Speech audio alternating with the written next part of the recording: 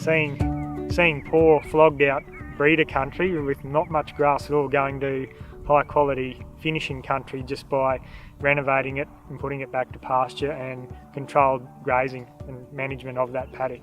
So yeah, changing the soil, changing land condition from C or D to A basically. So yeah, it's good to watch.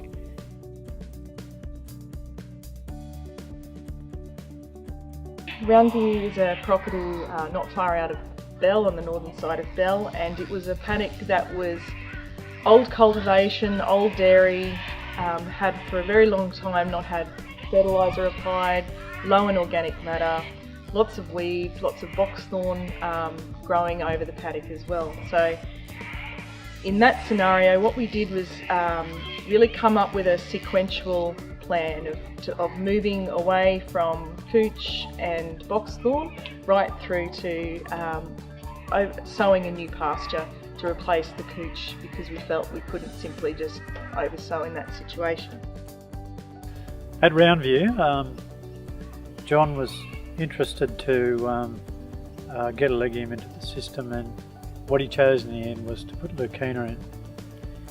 Now, prior to planting Leucaena, he wanted to build up the fertility of the soil, or any pasture for that matter, and he decided to use forage crops. Initially he was just going to use Dolichos lablab and use that as pretty much a green manure crop, get some grazing but then plough it back in.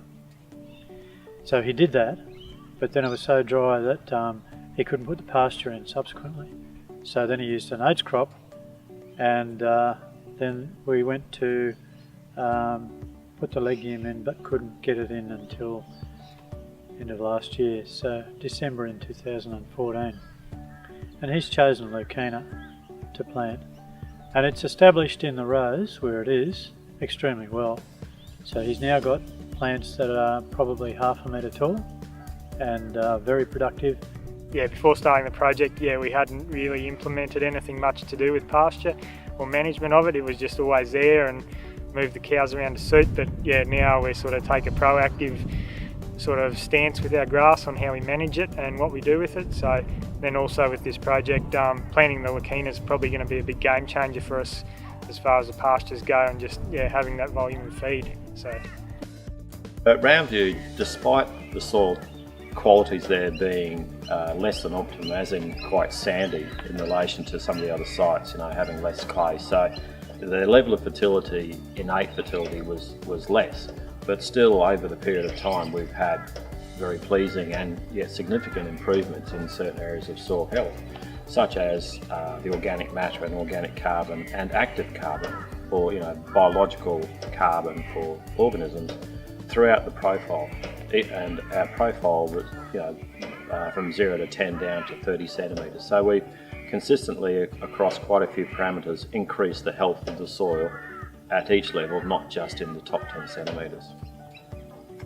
And so what John's done is moved from a very unproductive couch boxthorn paddock through to now what will potentially be a very highly productive paddock with Leucaena and grass, and a long-term perennial system that he should need very little maintenance and inputs in the long term.